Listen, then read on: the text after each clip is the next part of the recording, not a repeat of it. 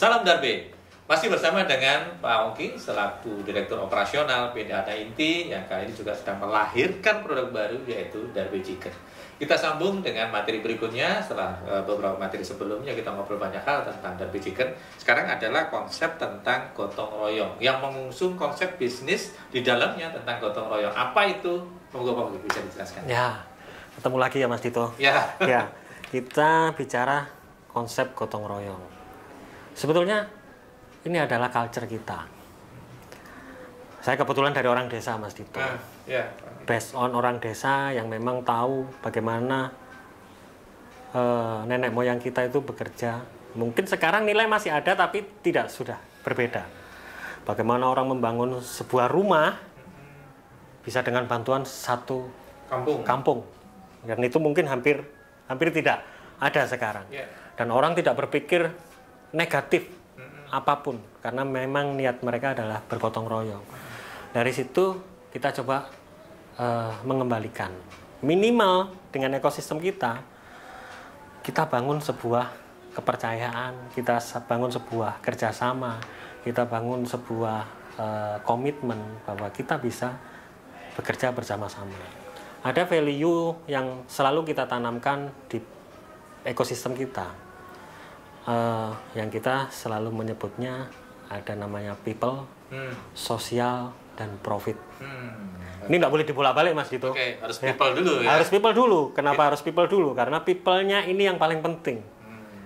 Sosial itu pada saat saya dengan Mas Dito sebagai people to people ini sudah ada chemistry, sudah ada kepercayaan. Sosialnya kita baru bisa berinteraksi.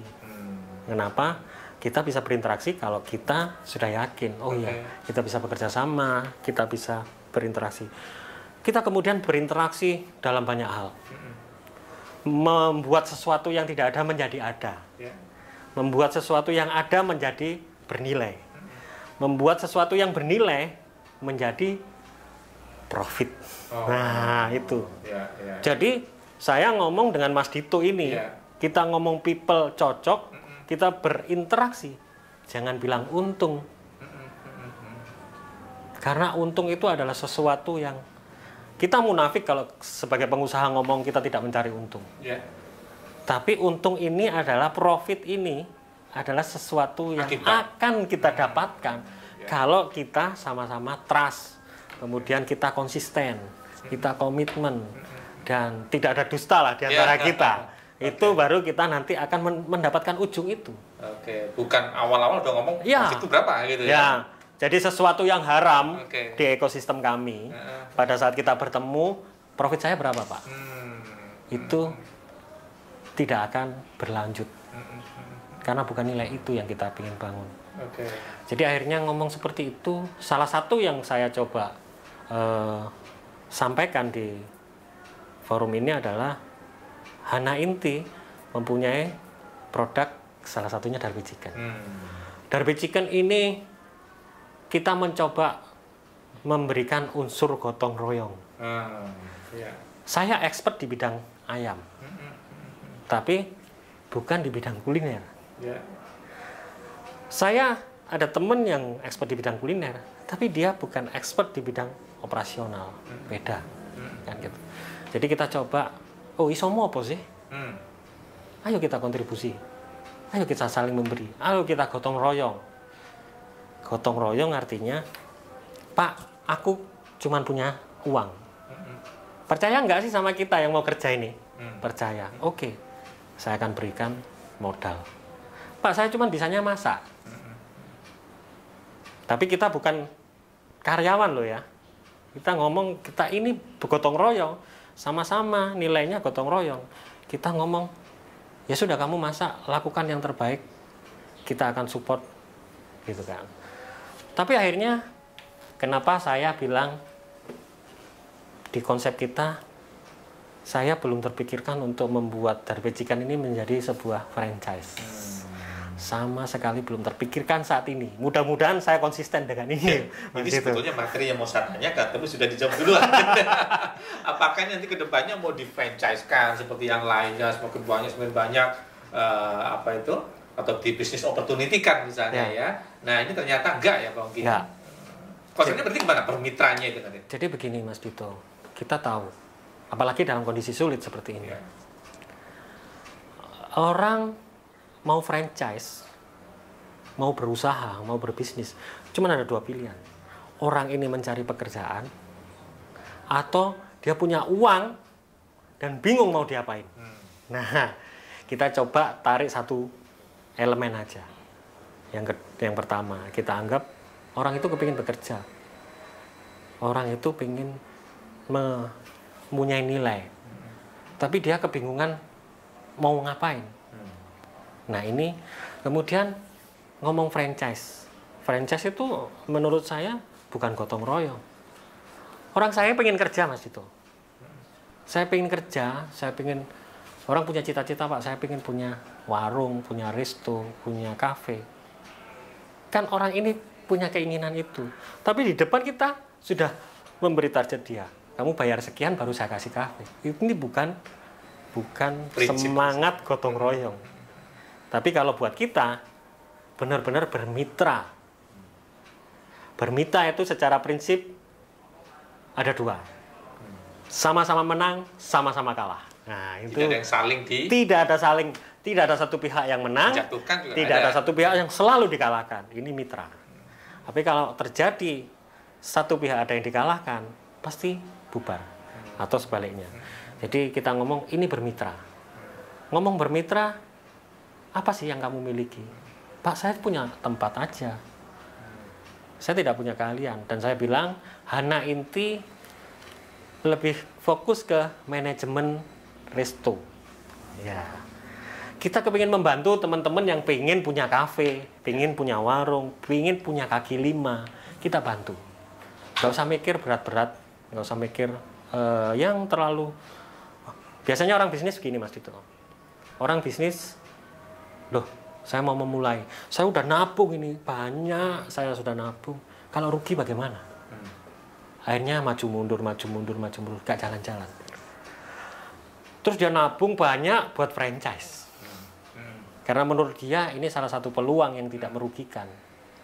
Tapi bukan semangat gotong royong. Karena dengan kita menerima franchise, kita sudah merugikan dia buat kita, tapi buat orang lain sah-sah saja. Tapi ini buat prinsip kita dari Dabe, ya. Gitu ya. Jadi buat kita sah-sah saja mereka seperti itu, tapi kita enggak. Daripada kamu beli franchise kita, punyamu apa sih? Garasi saya Pak, di depan rumah saya Pak. Sudah kamu bikin rombong, kamu beli kursi, meja kursi, sudah buat aja. Munyanya apa? Nggak usah memikirkan, kualitas kita jaga. Biasanya franchise itu tidak bertanggung jawab atas masakan dan lain-lain. Ada beberapa yang ke sana. Ada beberapa yang ke sana dan mereka hanya mengincar franchise-nya saja. Setelah masuk dia tidak akan bertanggung jawab. Itu yang kita jaga karena kita ngomong. Terjadi, gitu ya. Itu bisa terjadi. Beberapa kompetitor kita merasakan hal yang sama seperti itu. Rasa menjadi tidak standar.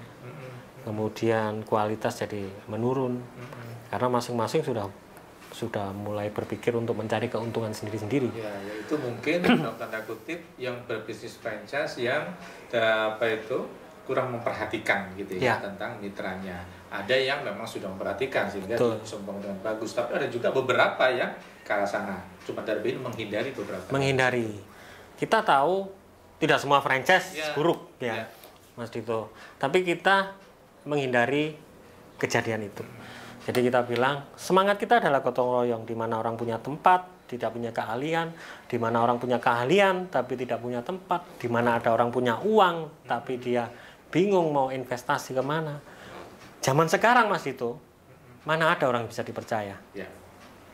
Investasi bodong terjadi di mana-mana. Banyak juga terjadi. Tapi dengan konsep seperti ini orang akan tahu uang saya mau dilarikan kemana. Tempat sudah jelas, pengelolanya sudah jelas, pemilik lahannya sudah jelas, kemudian tenannya juga sudah jelas, kita manajemennya juga sudah jelas. Ini yang kita keroyok bareng-bareng dengan expertnya masing-masing. Orang yang bisanya memasak, chef, jangan dipikir manajemen, berat buat dia. kita akan bantu di sisi itu. Orang yang expertnya dia di operasional, jangan disuruh masak. Orang yang tidak mau ribet dengan itu, pokoknya saya punya tempat Pak, saya maunya sebetulnya tempat ini bisa menguntungkan buat saya, tapi saya nggak mau mikir yang macam-macam. Saya kebetulan based on dulu adalah pegawai pemerintahan Mas Dito. Bagaimana saya berusaha untuk menjadi pebisnis dan berjalan di dua kaki. Saya tetap melakukan ritual saya sebagai seorang karyawan, tapi di satu sisi saya kepingin bisnis. Dan ini tidak pernah terjadi. Karena satu, bisnis harus fokus dan harus dikawal dengan ketat. Tapi dengan kita, beda. Mas Dito mau berangkat ke kantor, silakan. Hanya perlu gadget untuk mengamati omset. Mas Dito nggak usah khawatir dengan kualitas, dengan rasa. Karena ada yang jaga ya? Karena sudah ada yang menjaga di tim kita yang akan menjaga kualitas. Mas Dito nggak usah khawatir dengan marketing, bagaimana penjualannya. Karena ada tim kita yang akan selalu supervisi ke teman-teman outlet untuk meningkatkan penjualan. Kira-kira seperti itu Mas Dito. Oke, jadi sebetulnya bisa juga disebut ini kolaborasi gitu ya. Kolaborasi, betul. Jadi antara masing-masing elemen yang memiliki kapabilitas di bidang itu berkolaborasi bersama untuk mewujudkan di sini supaya tumbuh dengan baik. Itu konsep yang ada di sini untuk bermitra gitu kan. Jadi siapapun kali ini misalnya ingin bekerja sama, maka itu tinggal diskus saja punyanya apa dan mau berkolaborasi seperti apa gitu. Betul. Dan yang paling utama, profit ada di belakang Mas Dito. Dan profit menurut kita itu bukan angka mati. Saya tidak pernah pasang profit di depan dan kemudian kapan. Tapi kita ngomong, kalau memang omset kita besar dan kita bisa efisiensi, profit kita besar, kita bisa ngomong kok. Semua orang tahu. Yang penting itu tadi, jangan ada yang terkalahkan. Kalau dari satu pihak pokoknya saya minta profit saya segini Pak, dan ada pihak lain yang dikalahkan, ya itu nggak akan terjadi di kita. Tapi asalkan sama-sama jalan, everybody happy, kan semuanya tetap bisa berjalan. Oke, sudah banyak Pak Kim. Tinggal satu sekarang yang terakhir tentang target dari bisnis ini dalam berapa lama atau mengembangkan seperti apa, menjadi berapa outlet dan sebagainya, bagaimana Pak Kim? Ya, kalau bicara target, orang mimpi buat saya Mas Dito, orang mimpi itu gratis, ya kan? Mimpi itu gratis. Sangat rugi buat kita kalau mimpi hanya setengah-setengah. Jadi saya kepingin mimpi besar sekalian. Masalah itu nanti tercapai atau tidak tercapai atau kurang maksimal, urusan nanti. Tapi kita sudah pasang targetnya setinggi mungkin supaya kita sudah ada kesana. Ya. Bayangin kalau saya target Mas Dito, saya target ya paling enggak tahun ini saya 2 outlet lah. Begitu saya dapat 2, sudah 100% Mas Dito. Itu buat saya tantangannya enggak begitu, gitu kan.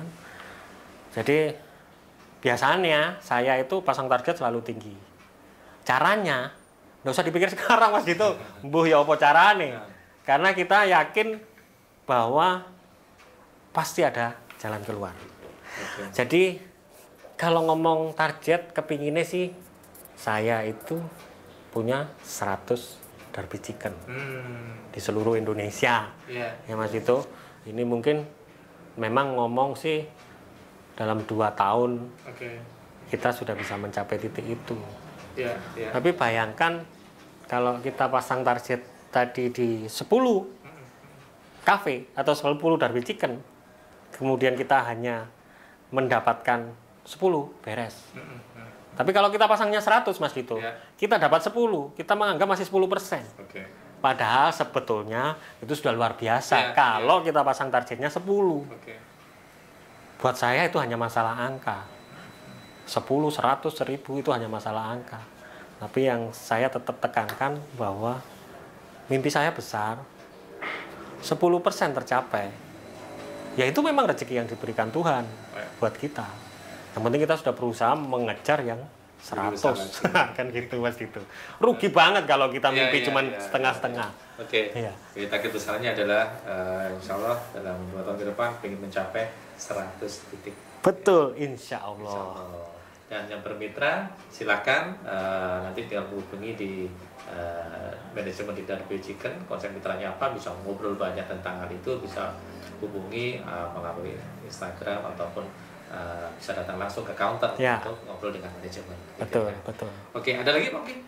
Ya, saya kira itu Mas Dito. Intinya terima kasih Mas Dito sudah bisa mampir ke tempat kita ya. Tapi saya kira ada satu yang kurang. Wah, apa tuh Pak? Ya, Mas Dito datang ke tempat kita kayaknya belum afdol kalau bajunya tidak memakai. Weh, ini kayak merek-merek apa gitu kan? Ya. Dan ini acak Mas Dito, ini ada Nut, ada Dim, ada Cik. Ada tinggal rezekinya kan gitu, tinggal rezekinya mau dapatkan yang mana, ya kan Mas Dito. Jadi ini ada merchandise dari saya, Mas Dito. Silakan diterima. Saya tidak tahu karakter apa yang akan didapatkan oleh. Ini berarti ini Dim. Oh Dim, ya ini Dim. Dim untuk penggemar dimsum. Ya. Dan apakah ini menjadi rencana ke depan dalam merchandising yang akan ditawarkan kepada masyarakat? Pasti. Saya ceritakan sekali lagi, ikon ini ikon Nusantara. Ikon lokal yang dia, suatu saat saya kepingin para ikon saya ini ada yang memakai peci, ada yang memakai belangkon, udeng. Ini karena kebetulan kita ada di Jawa Timur, di Surabaya. Tapi mereka ini pada saat di Bali, mereka pakaiannya pasti beda dong. Pada saat kota-kota. Ya, itu. Kita kepingin mengangkat kembali terutama anak milenial zaman sekarang Mas Dito. Mereka, saya kira anak saya, kemudian anak-anak seusia SD sekarang nggak ngerti ketoprak itu apa, ludruk itu apa. Itu Mas Dito. Jadi kepingin kita mengembalikan dengan ikon-ikon ini, kita kepingin kartun mereka seumpama nanti diizinkan, mereka pun punya kartun yang bisa mengangkat kembali budaya lokal kita. Wah, tujuan yang luar biasa untuk cinta kepada budaya Indonesia. Oke, Pak Ongki, terima kasih. Merchandising-nya yang saya pakai untuk beberapa kegiatan di podcast ini, terus Darby Chicken. Dan sekali lagi sukses Pak Ongki. Terima kasih Mas Dito. Sampai ketemu lagi di episode selanjutnya. Baik, sukses dan semoga nanti bisa tercapai apa yang diimpikan sang bagus. Amin. Oke, di sini dulu. Kita ketemu lagi di episode berikutnya. Salam Darby.